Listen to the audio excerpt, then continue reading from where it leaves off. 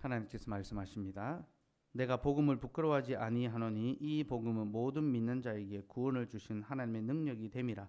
먼저는 유대인이요 그리고 헬라인에게로다. 복음에는 하나님의 의가 나타나서 믿음으로 믿음에 이르게 하나니 기록된 바 오직 의는 믿음으로 말미암아 살리란가 같으니라. 4장 1절에서 8절 말씀도 보겠습니다. 그런즉 육신으로 우리 조상인 아브라함이 무엇을 얻었다 하리요? 만일 아브라함이 행위로서 의롭다 하심을 받았으면 자랑할 것이 있으려니와 하나님 앞에서는 없느니라. 성경이 무엇을 말하느냐? 아브라함이 하나님을 믿음에 그것이 그에게 의로 여겨진 바 되었느니라. 일하는 자에게는 그 삭시 은혜로 여겨지지 아니하고 보수로 여겨지거니와 이를 아니할지라도 경건하지 아니한 자를 의롭다 하신 이를 믿는 자에게는 그의 믿음을 의로 여기시나니 일한 것이 없이 하나님께 의로 여기심을 받는 사람의 복에 대하여 다윗이 말한 바 불법이 사함을 받고 죄가 가려짐을 받는 사람들은 복이 있고 주께서 그 죄를 인정하지 아니하실 사람은 복이 있도다 함과 같으니라. 아멘. 하나님 감사합니다. 오늘도 우리에게 하나님의 말씀을 들려주셔서 감사합니다. 이 말씀 우리로 구원 얻게 하는 영생의 말씀이오니 이제 하나님께서 친히 풀어 가르쳐 주셔서 우리에게 구원의 믿음을 더하여 주옵소서. 예수님 이름으로 기도드리옵나이다. 아멘. 오늘은 신앙고백서 11장 칭의에 관해서 설교하려 합니다. 설교 제목은 믿음으로 의롭다 하심이며 설교 대지는 첫째, 칭의의 정의, 둘째, 칭의의 근거, 셋째, 칭의의 영광, 이 세 가지를 살펴보려 합니다. 먼저 우리 11장 1항 우리 같이 한번 읽어 보실까요? 같이 읽읍시다. 시작. 하나님께서 효력 있게 불러주신 자들을 또한 값없이 의롭게 하시는데 이들에게 의를 주입함으로써가 아니라 이들의 죄를 용서하시고 이들을 의로운 자로 용납하심으로 의롭게 하신다. 이는 이들 속에 행한 바나 이들이 행한 어떤 일 때문이 아니라 오직 그리스도 때문이다. 또한 믿음 자체나 믿는 행위 혹은 다른 어떤 복음적인 순종을 그들의 의로 전가함으로써가 아니라 그리스도의 순종과 만족을 그들에게 전가하심으로써 이루어지며 그들은 믿음으로 그리스도와 그분의 의를 받아들이고 의지한다. 이 믿음은 그들 자신에게서 난 것이 아니라 하나님의 선물이다. 우리 신앙고백서가 규정하고 있는 칭의의 내용입니다. 간단하게 말하면 칭의는 죄인들을 의롭다고 칭하여 주시는 하나님의 은혜를 가리킵니다. 하나님께서는 그리스도로 말미암아 죄인들을 의롭다고 칭하여 주십니다. 이 칭의 교리는 지난 500년 교회 역사 속에서 가장 중요한 교리로 자리매김했으며 또 지금도 여전히 가장 중요한 교리입니다. 왜냐하면 이것은 우리의 구원과 직결되는 교리이기 때문입니다. 우리의 구원과 직결되기 때문에 여전히 가장 중요한 교리입니다. 중세교회는 잘못된 칭의론으로 인해서 깊은 영적 어두움에 잠들어 있었습니다. 잘못된 칭의론, 사람의 행위로 의로워진다라는 것을 가르쳐서 영적 깊은 잠에 빠져 있었죠. 그런데 하나님께서 루터라는 사람을 자신의 교회에 보내셔서 그 교회를 흔들어 깨우게 하셨습니다. 루터는 의로움에 관하여 평생을 실험했던 사람인데요. 그의 간절한 소망은 하나님 앞에서 의로워지는 것이었습니다. 그는 하나님 앞에서 의롭게 서기를 소망했습니다. 그래서 교회가 요구하는 의로워지기 위해서 교회가 요구하는 모든 것을 지켜 행하였습니다. 당대 교회는 사람이 행위로 말미암아 의로움에 이를 수 있다라고 가르쳤거든요. 그래서 교회가 요구하는 모든 행위를 그가 다 순종하며 지켜 행하였습니다. 아주 철저한 교회의 자녀고 또 교회의 가르침에 순종하는 그런 좋은 신자였습니다. 그가 했던 일들이 뭡니까? 고행을 했었는데요. 담요 없이 뼈를 에이는 추위에서 밤새 철야기도 하는 것과 스스로 자기의 몸에 회초리질을 하는 것과 오랫동안 금식하면서 육신을 쇠약하게 하고 거의 죽게 만드는 것과 자기의 정욕을 죽이는 거죠. 매일 새벽 2시에 일어나서 하루에 7번 드리는 예배의 첫 예배를 드리는 것. 뭐 이런 이제 고행들을 했습니다. 예. 우리 중에 그거 하나만 하라고 해도 우리가 다 나는 못합니다 했을 텐데 루터는 그런 고행들을 다 지켰습니다. 왜 그렇습니까? 이것을 통하여 자신이 의로워질 수 있다고 믿었기 때문에, 교회가 그렇게 가르쳤기 때문에 하나도 놓치지 않고 다 행하려고 했던 겁니다. 그가 이렇게 자기를 돌아보지 아니하고 고행했기 때문에 그는 뼈만 남은 해골처럼 됐고, 또 노년에 질병에 많이 고생합니다. 자기 육체를 너무 고생시켜서 많은 질병을 이제 얻게 됐거든요. 이게 중세에 사람들로 하여금 의로워지게 하는 그런 방법이었습니다. 근데 루터가 아무리 교회가 요구하는 대로 그 고행을 수행해도요, 자신이 의로워진다는 것을 느끼지 못했습니다. 아니, 오히려 그가 느낀 것은 자신이 더 불의하다는 사실을 깨달은 거죠. 어떤 행위, 어떤 고행, 어떤 수행을 통해서도 자기 안에 있는 죄의 문제가 해결되지 않냐고 여전히 자기 안에 감춰둔 죄의 문제들이 남아있는 것을 발견하는 겁니다. 그래서 자기 스스로가 더 비참한 죄인이라는 것을 깨닫는 것, 그것이 고행을 통하여 그가 얻은 결과였습니다. 그는 하나님 앞에서 고행할수록 자신이 더욱 불의하다는 것을 깨달았고, 그러한 자신은 도저히 구원받지 못할 것이다 라는 그런 불안감에 사로잡혔습니다. 이것은 루터에게 엄청난 두려움이었습니다. 그는 하나님 앞에 서는 것이 항상 공포와 두려움의 그런 문제였고요. 그에게 하나님은 친밀하고 사랑의 하나님이 아니라 언제나 진노하시는, 죄인들에게 벌을 내리시는 무서운 분이었습니다. 우리가 하나님을 아버지라고 부를 때 그 아버지의 개념 안에는 사랑하는 관계가 담겨져 있지만요, 중세 시대의 아버지들은요 무서운 사람이었습니다. 매질을 하고 심하게 자녀들을 학대하는 존재가 아버지였습니다. 그래서 아버지, 하나님을 아버지라고 부르는 것도 루터에게는 공포와 두려움이었습니다. 그렇게 하나님 앞에서 두려워 떨었던, 하나님의 의로우심 앞에서 두려워 떨었던 루터가 성경을 연구해 나가다가 로마서 1장 17절을 통해서 하나님의 의에 대한 새로운 발견을 하게 됩니다.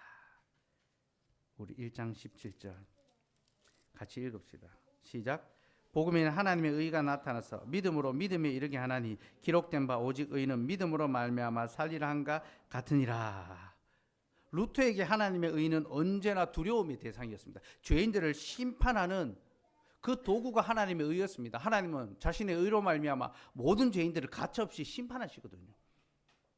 그러니까 루터에게 하나님의 의는 언제나 두려움, 심판, 저주였는데 성경이 하나님의 의를 복음이라고 소개하는 겁니다.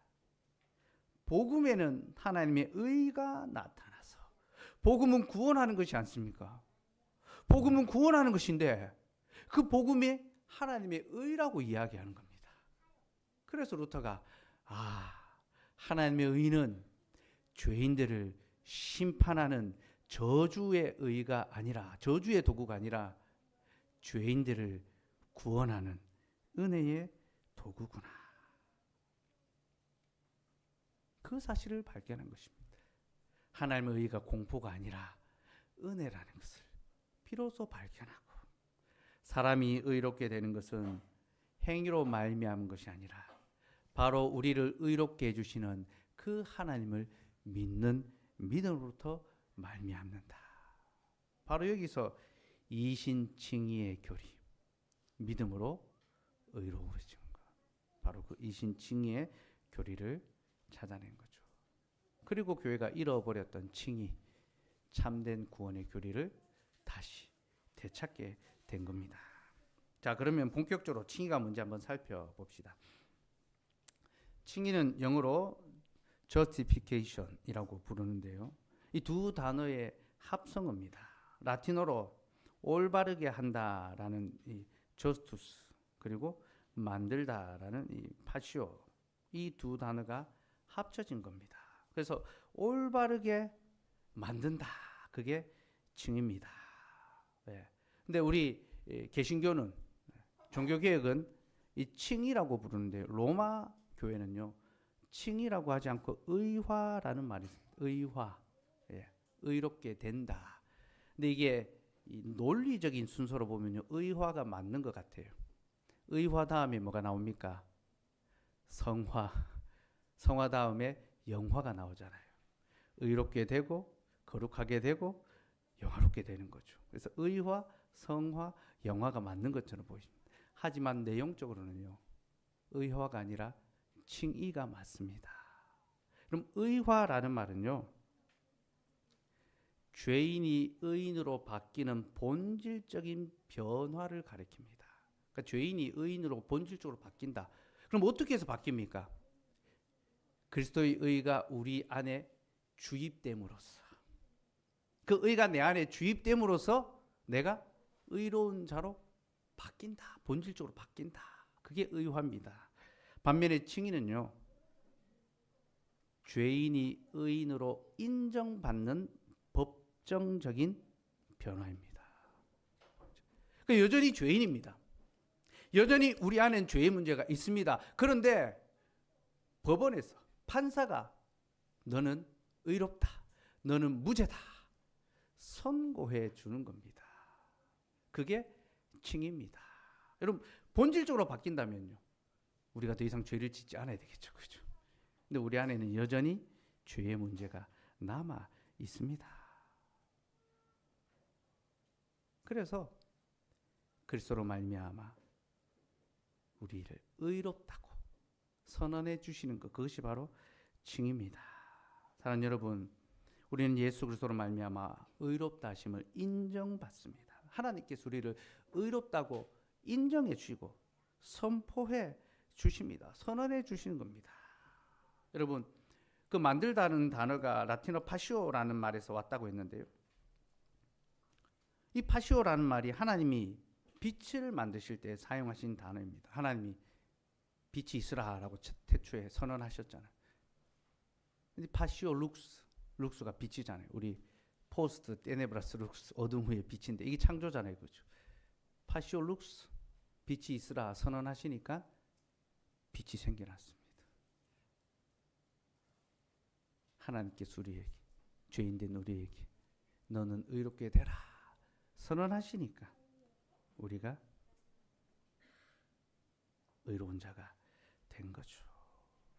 곧 예수 그리스도의 의의 빛을 우리에게 비추어 주심으로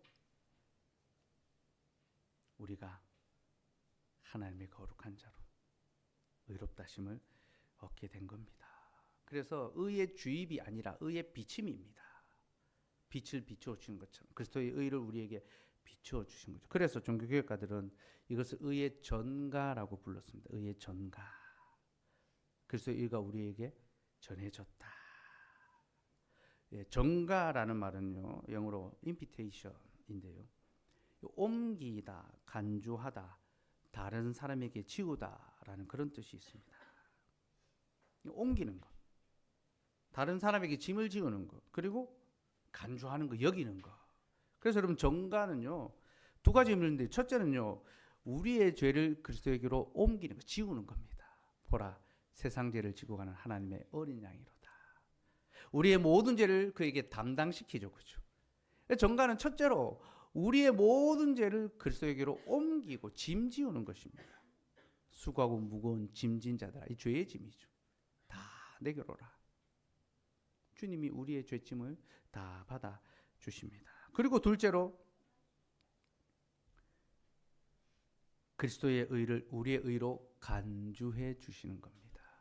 그리스도께서 행하신 그 모든 의를 우리의 의, 마치 우리가 한 것처럼 자녀가 어릴 때 엄마가 자녀 대신 뭘 해줍니다. 손으로 한 장난감 만드는 거. 엄마가 다 해주고 아빠가 다 해주고 뭐 합니까? 우리 아들 잘했다.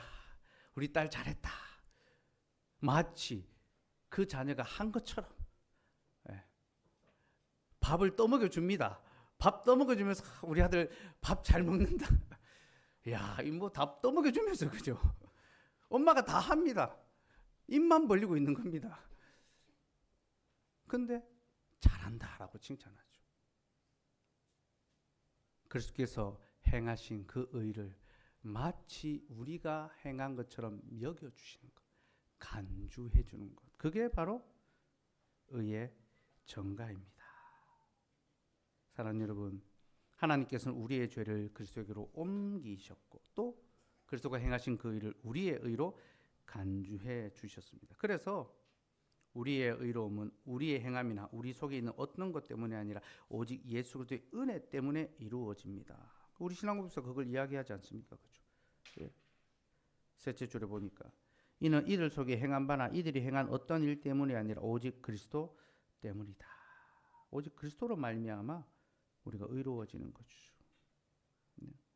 근데 로마 교회는 의화라고 부르고 의의 전가가 아니라 주입이라고 합니다.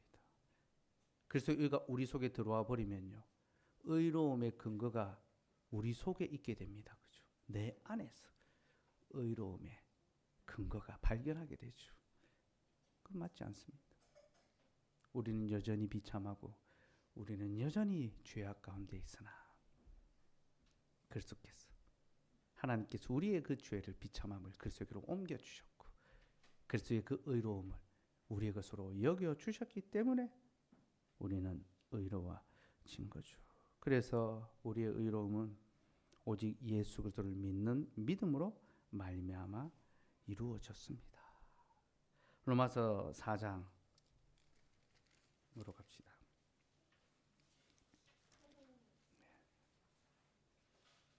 2절 3절 같이 읽읍시다. 시작. 만일 아브라함이 행위로서 의롭다 하심을 받았으면 자랑할 것이 있으려니 하나님 앞에서는 없느니라. 성경이 무엇을 말하느냐? 아브라함이 하나님을 믿음에 그것이 그에게 의로 여겨진 바 되었느니라.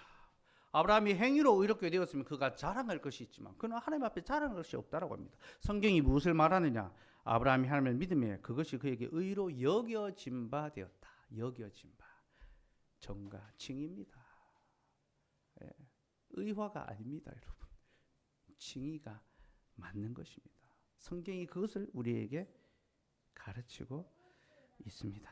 근데 여러분, 아브라함이 믿음으로 의로워졌다, 의롭게 여겨졌다라고 하니까요, 믿는 것은 행위가 아니냐라고 질문할 수 있습니다. 믿은 것은 아브라함이니까 그 믿은 것은 그의 것이 아니냐, 그의 행위가 아니냐라고 그렇게 말할 수 있죠. 4절 5절 읽읍시다. 4절 5절 시작. 일하는 자에게는 그 삭시 은혜로 여겨지지 아니하고 보수로 여겨지며 이를 아니할지라도 경건하지 아니한 자를 의롭다 하신 이를 믿는 자에게는 그의 믿음을 의로 여기시나니. 일하는 자에게는 그 삭시 은혜가 아니라 보수로 여겨진다 했습니다. 만약 내가 믿는 것이 나의 수고와 나의 행위가 된다면 이것은 은혜가 아니라 보수가 됩니다. 그러나 일하지 않았는데도 불구하고 경건하지 않은 자를 의롭다 하여 주셨기 때문에 이것은 보수가 아니라 은혜죠. 그죠? 그래서 믿음은 선물이라고 합니다. 하나님께로부터 난 자에게 믿음이 주어지고 그는 믿음으로 하나님을 고백하게 되는 거죠. 네? 그래서 우리의 믿음은 우리의 행위가 아니라 하나님의 은혜의 선물이라는 것을 우리는 알아야 합니다. 그리고 우리의 의롭게 되면은 그 어떠한 우리의 행위와 공로도 들어갈 수 없고 오직 예수 그리스도의 은혜로 말미암아 의롭다 하심을 받았다는 것. 법정적인 선고. 여러분, 법적인 선고이기 때문에 이것을 물을 수가 없습니다. 뒤집을 수가 없습니다. 하나님 앞에서 의롭다 칭함을 받았다는 것을 확실히 믿으시기 바랍니다. 둘째로 칭의의 근거를 보겠습니다. 우리가 은혜로 의롭다 하심을 받았다고 해서 이것이 아무 대가 없이 우리에게 이루어진 것은 아닙니다. 오히려 칭의는 엄청난 대가를 치름으로 우리에게 주어졌습니다. 신앙고백서는 칭의가 그리스도의 순종과 만족을 그들에게 전가하심으로써 이루어진다라고 그렇게 이야기합니다. 밑에서 넷째 줄에 보니까 또한 믿음 자체나 믿는 행위 혹은 다른 어떤 복음적인 순종을 그들의 의로 전가함으로써가 아니라 그리스도의 순종과 만족을 그들에게 전가하심으로써 이루어지며 그리스도의 순종과 만족을 우리에게 전가하심으로 우리가 의로워진다라는 거죠. 곧 우리의 의로움을 위하여 그리스도의 순종과 만족이 있다는 겁니다. 그럼 그리스도의 순종과 만족이 무엇입니까? 이는 곧 그리스도께서 율법의 모든 것을 순종하시고 하나님의 율법을 통하여 요구하시는 그 하나님의 의를 만족시키셨다는 겁니다. 우리는 율법을 다 지키지도 못할 뿐더러 지킨다 한들 율법이 요구하는 하나님의 의에 도달할 수가 없습니다. 그게 루터가 경험했던 사실이고요. 사도 바울이 동일한 것을 고백합니다. 그는 율법의 의로는 흠이 없었지만 하나님의 의에는 미치지 못하는 자였습니다. 그래서 자신을 죄인 중에 괴수라고 고백하지 않습니까? 우리는 율법을 다 순종할 수도 없을 뿐더러 율법을 다 순종한다 하더라도 그것이 하나님의 의를 만족시켜 드릴 수는 없습니다. 그런데 그리스도께서 율법의 모든 순종 그리고 저주까지 담당하심으로 하나님의 의를 만족시켜 드렸습니다. 곧 율법의 의는요, 범죄한 자가 반드시 죽어야 한다는 것입니다. 그리스도께서 죽으심으로 하나님의 의를 만족시킨 것입니다. 하나님 보시옵소서, 범죄한 자가 죽나이다. 하나님의 의가 만족되나이다. 그렇게 죽으신 겁니다. 고린도후서 5장 21절 말씀 같이 읽읍시다. 시작. 하나님이 죄를 알지도 못하신 이를 우리를 대신하여 죄로 삼으신 것은 우리로 하여금 그 안에서 하나님의 의가 되게 하려 하심이라. 하나님은 죄를 알지도 못하시는데 우리를 대신하여 죄로 삼으셨습니다. 율법의 모든 저주를 다 담당하게 하시고 그 저주하러 죽게 하신 것은 우리로 그의 안에서 하나님의 의가 되게 하기 위해서 하나님의 의의 만족. 이것이 바로 루터가 찾아냈던 하나님의 의입니다. 그게 복음이라는 겁니다. 아, 복음 안에는 예수 그리스도의 순종과 만족해 하심이 있구나. 나는 결코 하나님의 의를 다 이루지 못했는데, 만족시키지 못했는데 그리스도께서 나를 대신하여 율법에 순종하시고 하나님의 의를 만족시키셨구나. 그리고 하나님께서 그 그리스도의 의를 나의 것으로 여겨 주시는구나. 여러분, 이것이 바로 우리의 칭의를 위하여 그리스도께서 치르신 대가입니다. 그리스도는 죄가 없으신 하나님이신데 율법의 저주 아래 오셔서 모든 부끄러움과 수치를 담당하셨습니다. 그리스도는 율법의 수요자이신데 그는 율법의 종이 되셔서 율법에 순종하셨습니다. 그리스도는 율법의 집행자시며 심판자이신데 그리스도는 율법의 저주와 심판을 친히 담당하셨습니다. 그리고 이 모든 것을 통하여 그리스도는 하나님의 의를 마침내 만족시키셨습니다. 하나님은 그리스도가 이루신 그 의를 우리의 것으로, 우리가 행한 것으로 간주하시고 여겨주십니다. 여러분, 이것이 바로 칭의의 교리입니다. 그리스도께서 우리를 대신하여 순종하시고 만족시키셨다. 근데 여러분, 이쯤에서 우리는 뭔가 보다 본질적인 질문을 하나 던져야 합니다. 왜 꼭 칭의라는 과정, 구원에 있어서 칭의라는 과정이 필요한가? 하나님은 전능하시니까 우리의 죄를 그냥 용서해 주셔도 될 것 같은데 말입니다. 특별히 하나님은 사랑이시지 않습니까? 사랑이 무엇입니까? 조건 없이 용서해 주는 거죠. 이해관계 없이 용서해 주는 겁니다. 받아주는 겁니다. 그게 사랑입니다. 사랑이신 하나님께서 얼마든지 전능하신 하나님께서 아무 조건 없이 칭의라는 과정 없이도 우리를 구원해 주실 수 있을 텐데 왜 꼭 칭의라는 과정이 들어가야만 할까요? 왜 필요할까요? 그 이유는요, 하나님은 사랑이시기도 하지만 공의로우시기도 하기 때문입니다. 여러분, 하나님의 두 속성이 있죠. 하나는 사랑이고 또 다른 하나는 공의입니다. 우리 하나님은 공의로운 분이십니다. 그럼 공의라는 것이 무엇입니까? 공의는 법정적인 용어입니다. 법을 준수하고 지키는 것, 법을 따르는 것이 공의로운 것입니다. 우리 하나님은 자신이 법을 주시고 그 법을 스스로 지키십니다. 그는 공의로운 분이십니다. 그래서 공의로우신 하나님께서 아무 대가 없이 우리를 용서해 주시면 안 되는 겁니다. 만약 하나님이 우리를 대가 없이 우리의 죄를 용서해 주신다면요, 이것은 하나님 불의하신 분이 됩니다. 그럼 생각해 보십시오. 어떤 재판장이 매우 흉악한 범죄자를 재판하면서 무죄를 선고했는데 사람들이 물어보는 겁니다. 아니 당신이 왜 이렇게 흉악한 자를 무죄 선고하느냐? 그러니까 재판장이 이렇게 말하는 겁니다. 내가 이 사람을 너무 사랑해서요. 내가 너무 사랑해서 이 사람에게 무죄를 선고합니다. 만약에 그렇게 말한다면 이 재판장은 사랑이 많을지 몰라도 공의는 없는 사람입니다. 불의한 재판관이 될 수밖에 없는 거죠. 우리 하나님께서는 사랑이신 동시에 공의로우십니다.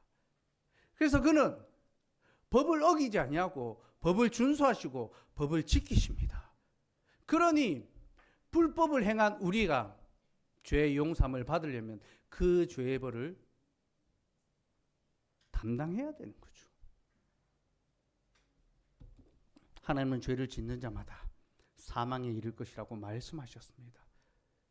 그러므로 모든 죄인이 반드시 사망에 떨어져야지만 하나님은 의로우신 것이 됩니다. 그런데 또한 하나님은 사랑의 하나님이시잖아요. 우리를 너무나 사랑하시고 극진히 사랑합니다. 자기 자신보다도 우리를 더욱 사랑해 주십니다. 그래서 하나님 택한 방법이 무엇입니까? 하나님이 사람이 되셔서 사람으로서 우리의 모든 죄를 다 담당하시고 짊어지시고 사람으로서 십자가에서 죽으신 것입니다. 이로써 율법에 규정된 하나님의 말씀에 규정된 죄의 벌을 다 담당하게 하시고 그 그리스도의 순종을 우리의 순종으로 여겨주시고 그리스도가 이루신 그 만족을 우리를 향한 만족으로 인정해 주시는 것, 그것이 바로 증인입니다. 그래서 증인은 반드시 필요한 과정이고요. 이 증인은 우리의 죄를 용서하시고 의롭다 하시는 것과 함께 하나님의 의로우심을 드러내는 영광의 도구가 됩니다. 그래서 여러분 신앙고백서 11장 3항에 보면요, 이런 내용이 나옵니다.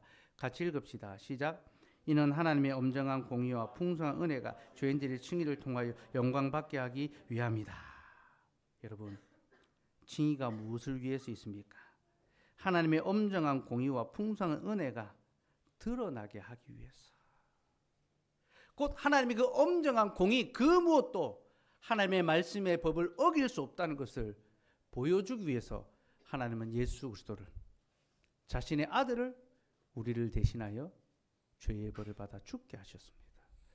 그리고 그 하나님의 무한한 사랑이 우리에게 드러나게 하기 위해서 그리스도의 그 순종과 그 의로움을 우리의 것으로 여겨주셨습니다. 그러니 여러분, 칭의는요, 전적으로 우리를 위한 것인 동시에 전적으로 하나님 자신을 위한 것입니다. 하나님께서는 자신의 영광, 자신의 의로움과 자신의 사랑을 무한히 풍성하게 드러내시기 위하여 우리에게 칭의, 믿음으로 의롭다 하는 은혜를 베풀어 주십니다. 이게 바로 성경이 말하는 복음의 약속입니다. 로마서 1장 17절 말씀 다시 한번 읽읍시다. 1장 17절 시작. 복음에는 하나님의 의가 나타나서 믿음으로 믿음에 이르게 하나니 기록된 바 오직 의인은 믿음으로 말미암아 살리란가 같으니라. 바울은 복음에는 하나님의 의가 나타났다라고 하는데, 여기서 나타났다라는 말은 덮인 것이 벗겨지고 감추인 것이 드러났다라는 뜻입니다. 덮인 것이 벗겨지고 감추인 것이 드러나는 거죠. 복음 안에는 하나님의 감추어진 의가 드러났다. 이 복음 예수 그리스도의 십자가를 가리킵니다. 곧 구약의 하나님의 말씀과 약속 안에 담겨 있는 그 비밀이 그리스도께서 드러내시고 풀어주시고 밝히 나타내셨다는 겁니다. 아우투니우스는 이 구절을 가리켜서 이렇게 말합니다. 구약에는 가려져 있던 것이 신약에는 밝히 드러났다. 구약의 율법과 말씀 속에 감추어져 있었던 복음의 비밀이 이제 예수 그리스도를 통하여 밝히 드러났다는 거죠. 무슨 말입니까? 예수 그리스도께서 구약의 모든 율법을 다 성취하시고 이루셨다는 거죠. 순종과 만족을 그리스도가 행하셨다는 겁니다. 그리고 이 말은 이제 우리가 구약을 볼 때 더 이상 단순히 구약으로 보면 안 됩니다. 그 속에서 예수 그리스도에 대한 복음의 약속, 그 예표를 찾아낼 수 있어야 한다는 거죠. 구약 속에 담긴 예수 그리스도의 약속과 그 예표를 찾아낼 수 있어야 합니다. 오늘 제가 어린이 설교 때 아브라함이 이삭을 바친 사건을 이야기했는데 그것은 자기의 아들 예수 그리스도를 우리를 위하여 희생 제물로 드릴 그 하나님의 복음의 약속의 예표입니다. 바로 그 순종과 만족, 하나님이 아브라함의 아들은 받지 않으셨습니다. 왜 그렇습니까? 이삭으로는 하나님의 의가 만족되지 않기 때문이죠. 이삭도 불의한 자인데 어떻게 하나님의 의를 만족할 수 있겠습니까?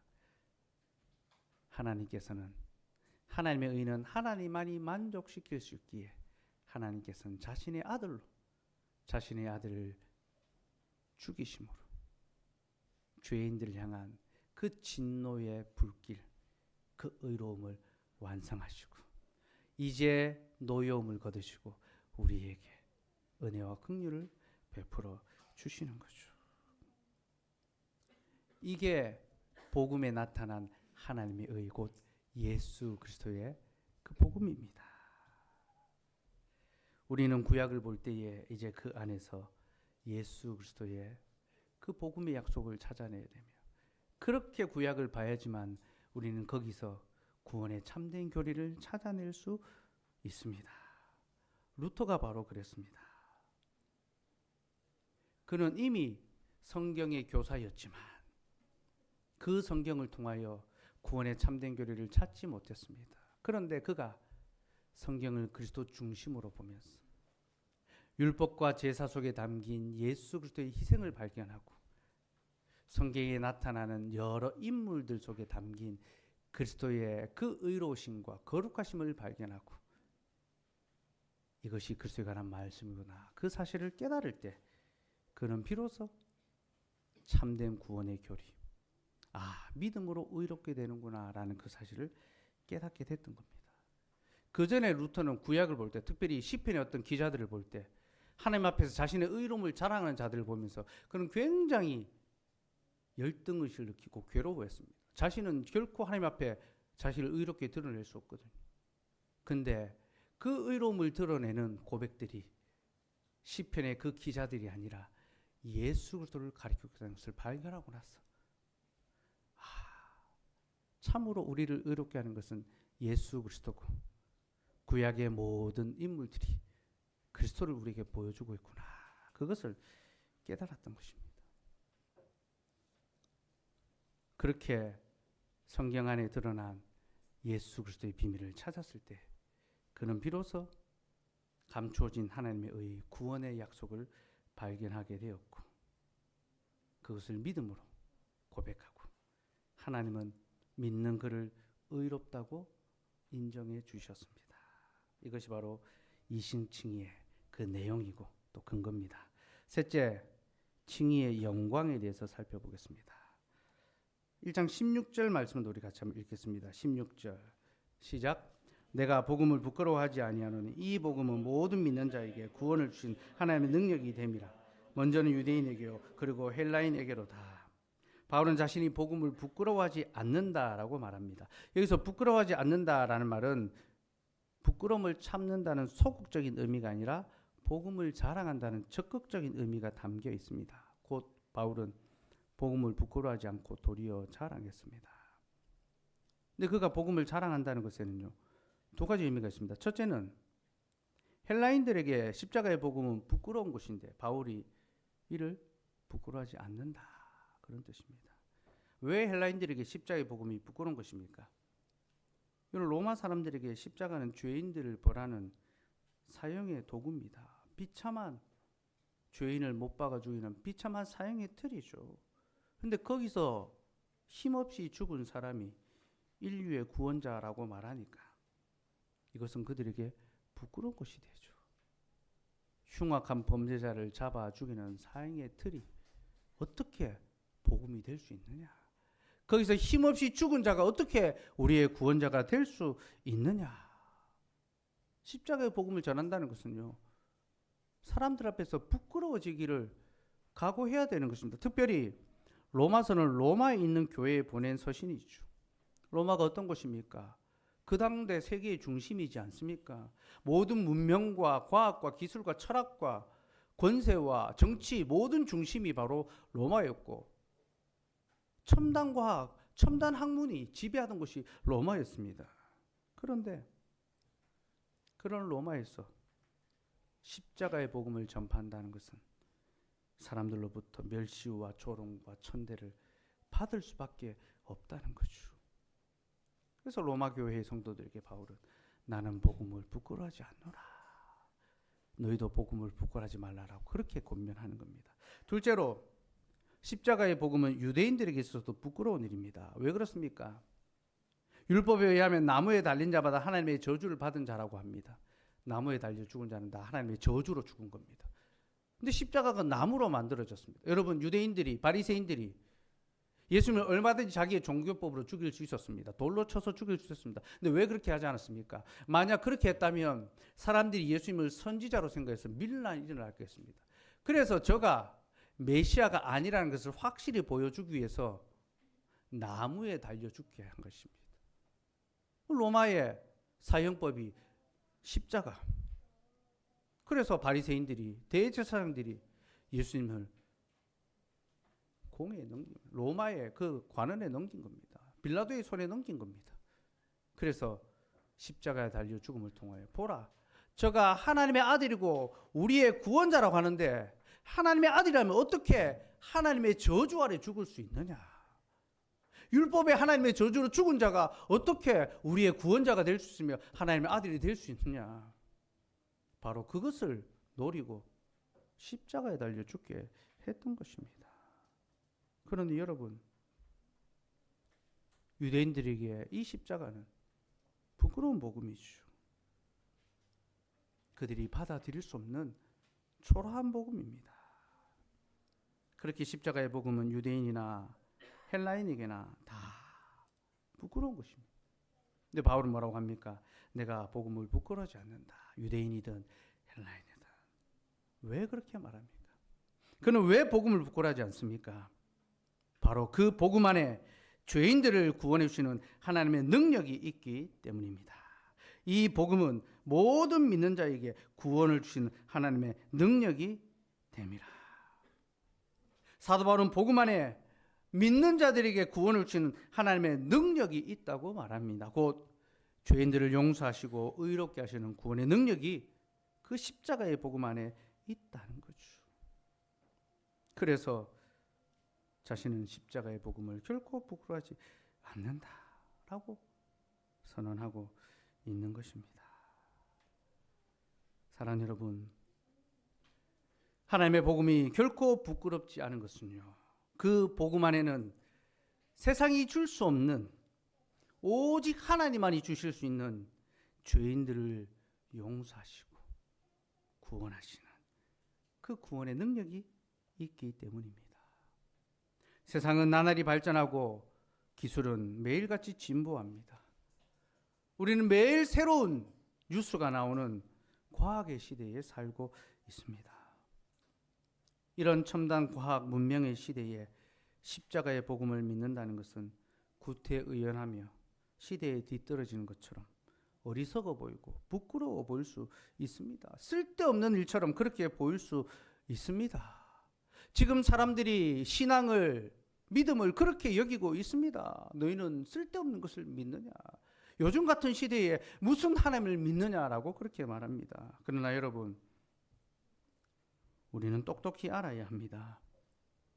인류 역사상 그 어떤 과학도, 그 어떤 기술도, 그 어떤 의학도, 그 어떤 정치도 결코 우리의 죄의 문제를 해결해 준 적이 없으며 우리에게 구원을 가져다 주지 못했다는 그 사실을 우리는 똑똑히 알아야 합니다. 지금까지의 역사에서 그런 일이 일어나지 않았다는 것은 앞으로의 역사에도 그런 일은 일어나지 않을 것이라는 것을 분명하게 보여줍니다. 사랑하는 여러분, 과학이 아무리 발전하고 의학 기술이 아무리 좋아진다고 해서 그것이 우리에게 영원한 생명을 줄 수 있습니까? 그것이 우리의 죄의 문제를 씻겨줄 수 있습니까? 제 아무리 탁월한 정치인이 나온다 하더라도 그가 우리를 위하여 자기의 목숨을 버릴 수 있습니까? 아니 설령 그렇게 한다 할지라도 그가 하나님의 의를 만족시킬 수 있습니까? 한낱 죄인에 불과한 자가 어떻게 모든 죄인을 위하여 죽을 수가 있겠습니까?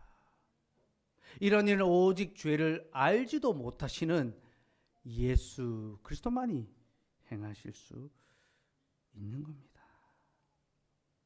그러니 여러분, 십자가의 복음은 우리에게 부끄러운 것이 아니라 자랑스러운 것입니다. 여러분, 이 십자가의 복음 곧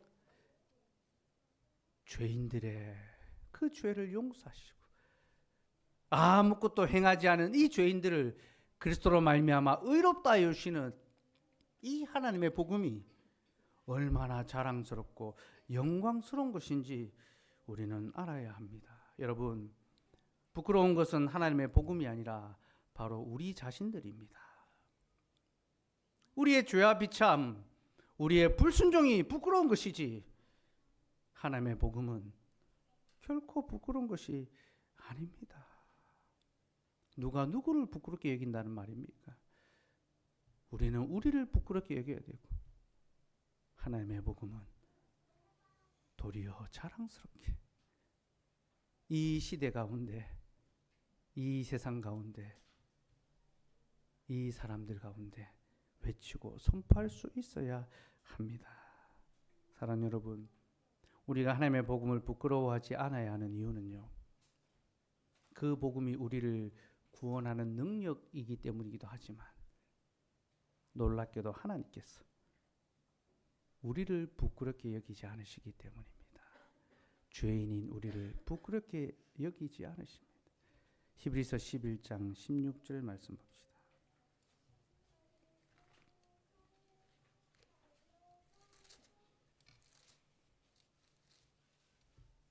히브리서 11장 16절 말씀 같이 읽읍시다. 시작. 그들이 이제는 더 나은 본향을 사모하니 곧 하늘에 있는 것이라. 이러므로 하나님이 그들의 하나님이라 일컬음 받으시길 부끄러워하지 아니하시고 그들을 위하여 한 성을 예비하셨느니라. 믿음의 조상들은 하나같이 다 약한 자들이었습니다. 죽임당하고 쫓겨나고 초라하고 땅 한 평 얻지 못하는, 자식 하나 제대로 얻지 못하는 연약하고 초라한 자들이었습니다. 그런데 하나님께서는 그들의 하나님이라 일컬음 받으심을 부끄러워하지 아니하시고, 하나님께서는 우리같이 연약한 자들, 초라한 자들, 보잘것없는 자들, 비참한 자들, 바로 그런 자들의 하나님, 야, 너희같이 될 것 같으면 하나님을 왜 믿냐, 그렇게 무시당하고 조롱당하는 우리들의 하나님, 우리 시대의 하나님이 얼마나 조롱당하십니까? 얼마나 무시당하십니까? 우리로 말미암아 그의 이름이 얼마나 부끄러움을 당하고 계십니까? 그러나 여러분, 하나님은 그런 우리의 하나님으로 불리시기를 부끄러워하지 않으십니다. 이것이 하나님의 사랑이고 이것이 하나님의 복음입니다. 그러니 이제 우리도 복음을 부끄러워하는 것이 아니라 우리의 육체를 부끄러워하고 오직 우리를 의롭게 하시는 예수 그리스도의 복음을 자랑하며 이 칭의의 교리를 선포하며 살아갈 수 있기를 소망합니다. 갈라디아서 6장 14절 말씀 같이 읽겠습니다. 시작. 그러나 내게는 우리 주 예수 그리스도의 십자가 외에 결코 자랑할 것이 없나니 그리스도로 말미암아 세상이 나를 대하여 십자가에 못 박히고 내가 또한 세상을 대하여 그러하니라. 아멘.